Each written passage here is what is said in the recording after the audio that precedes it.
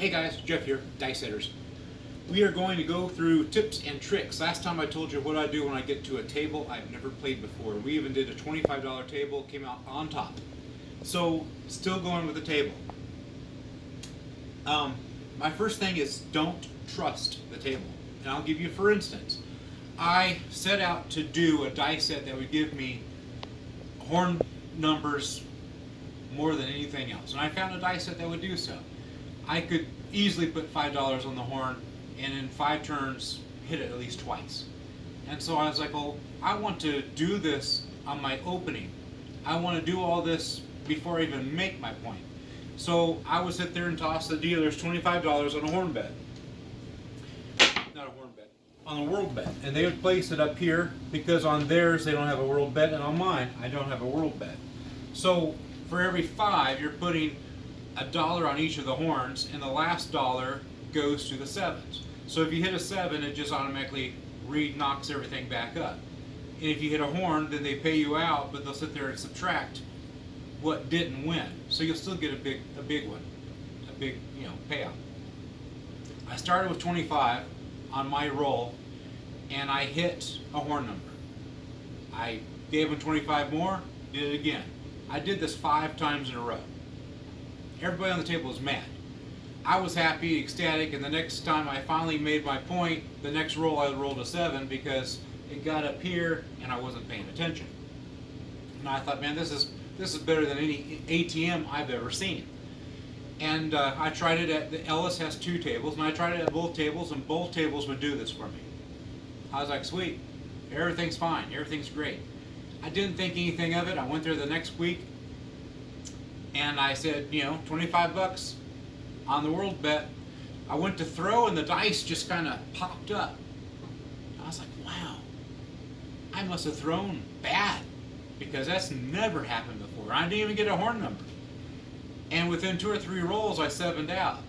And I'm scratching my head going, man, those dice are coming back at me.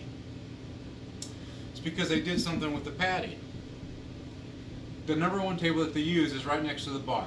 That one there and the one furthest from it, they both got padded at the same time before COVID. Now the one at the bar has been re-padded again, the one in the corner has not. But I'm pretty sure that the one in the corner will. I have no idea what padding does on a table that is used, not 24/7, at least 10 hours. They're open from 8 to 16 hours maybe. 16 hours of dice hitting the table. I don't know what that does for the pad. No idea. But I guess it's pretty bad because they had to replace it. So before you sit there and go to your normal table, and before you sit there and throw $25, I mean, heck, I would have gone up to 50 if it was that good. I was trying it out. It was my first weekend. I was like, man, this is great. The next weekend, it wasn't so great. So before you sit there and put all your money where you normally do, even if it's the next day, they do work on these tables at night. While you're in bed, they pull this whole thing up, and they'll change it, and you won't know anything. They'll sit there and put $25 or $50. You sit there and roll it, and your dice go flying off the table, and you just lost your money. So definitely don't trust the tables. Give it a once over. Even the bone thrower will sit there and say, you got to warm it up. And I've proven that. Most of the time I don't warm up when I do a video. And my last throw is probably one of my best throws. Because as you warm up, you sit there and get your mechanics are going again and again. The next thing about the tips and the tricks that I want to say is don't forget to tip. I know people don't agree with it. Some people say, well, when I'm winning, I'll tip. Play so you don't have to sit there and say that. Play so that you're winning all the time, and you got more money than you know what to do with, and $1 here on the pass line is not going to kill you.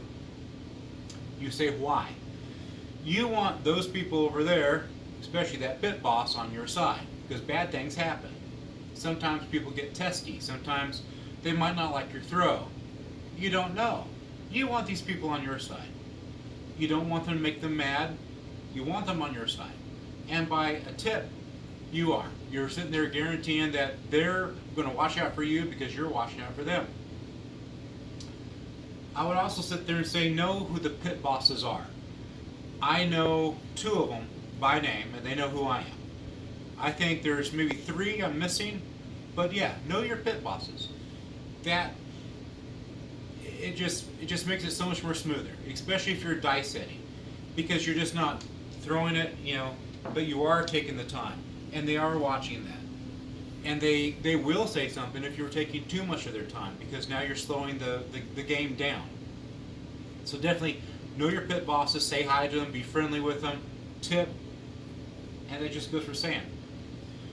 The only reason why I am where I'm at right now is because of determination and because I'm kind. At least to most people. When you're at a table, especially a new table, and you see these bets, you'll have a fire bet, you'll have a all tall small. There's another one that they have that's kind of weird. Ask them about it. If you're a dice setter, there's no reason why you can't sit there and hit the all tall small. If you're a dice setter, there's no reason why you can't sit there and make the fire bet.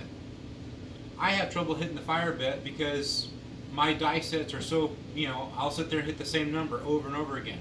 Fire bet, you want to sit there and go back and forth. Kind of hard. I enjoy it. It's fun.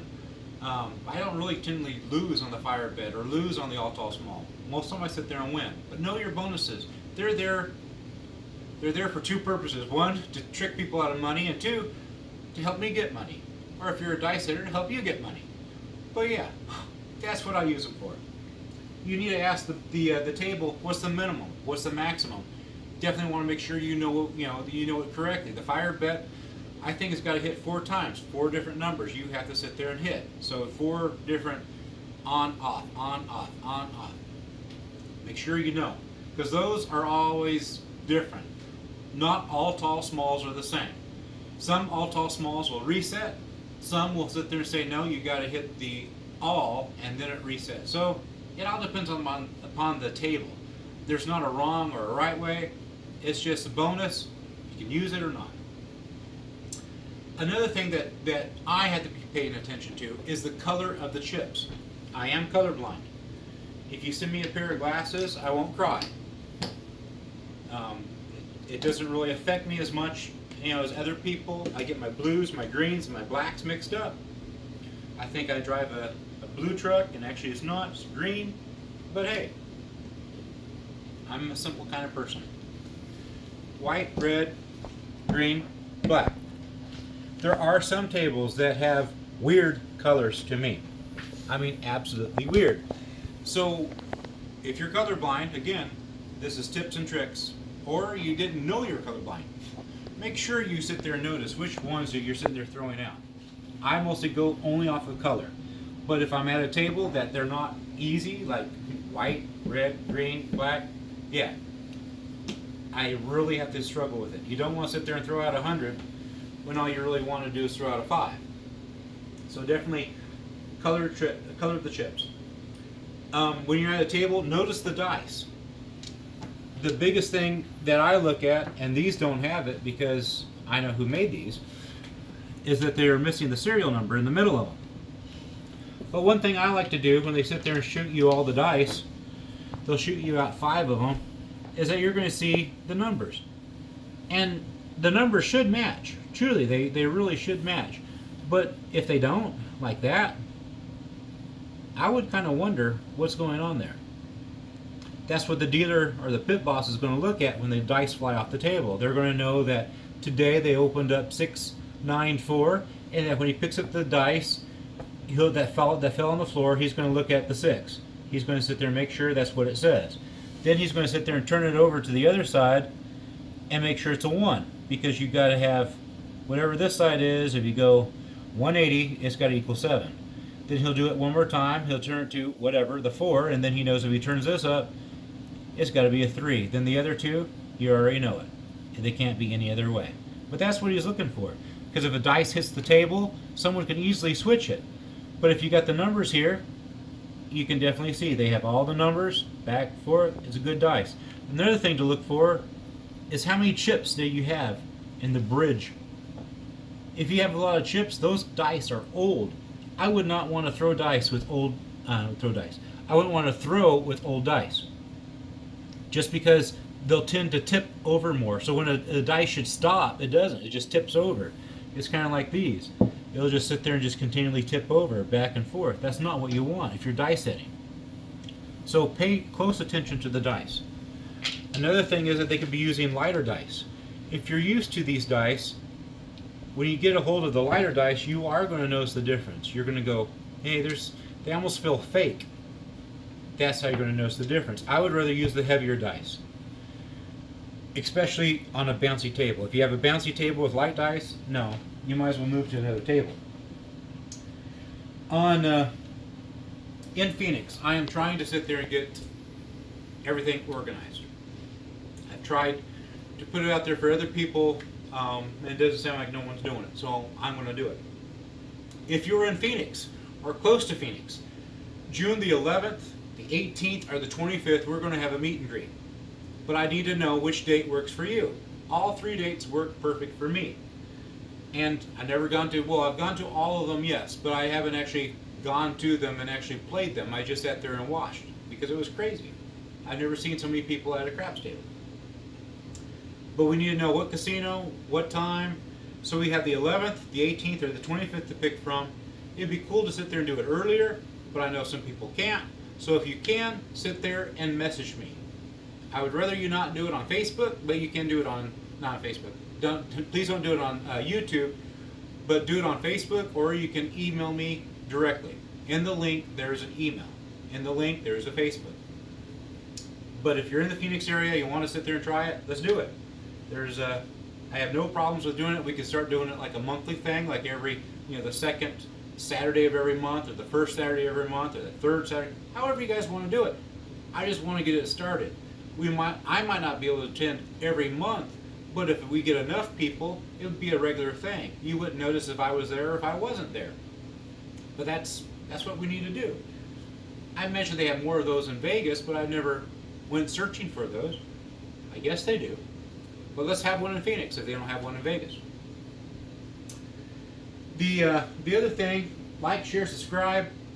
I'm up to, I forgot how many, 780 people, subscribers. I'm looking for 1,000. Please, if you like it, subscribe. I'm looking for 1,000. Go to 1,000. I can do cool things. I can break out my phone when you're not supposed to and show you things. No, but I could if I wanted to. Another thing you guys have noticed about my weight. I didn't really think it was that different until my son sat there and showed me what my first video looked like, and I was like, wow. Yeah, those people notice that there's a difference. Yes, I am losing weight.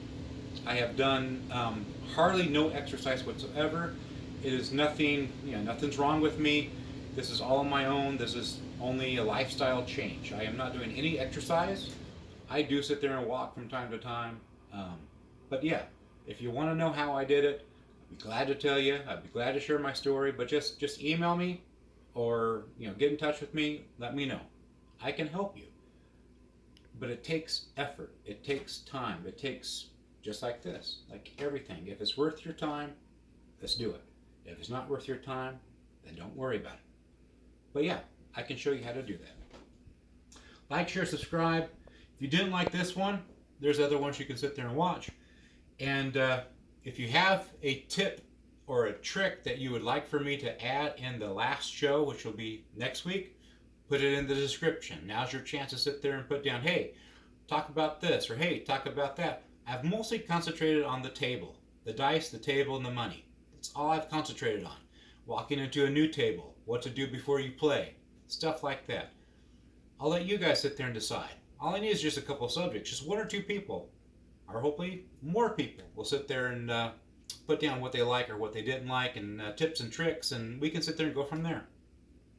But we'll see you next week, and I will be in Vegas. When will I be in Vegas? I'm not sure if I'm going to be in Vegas. I will be in Vegas for sure on July the 1st or July the 4th weekend.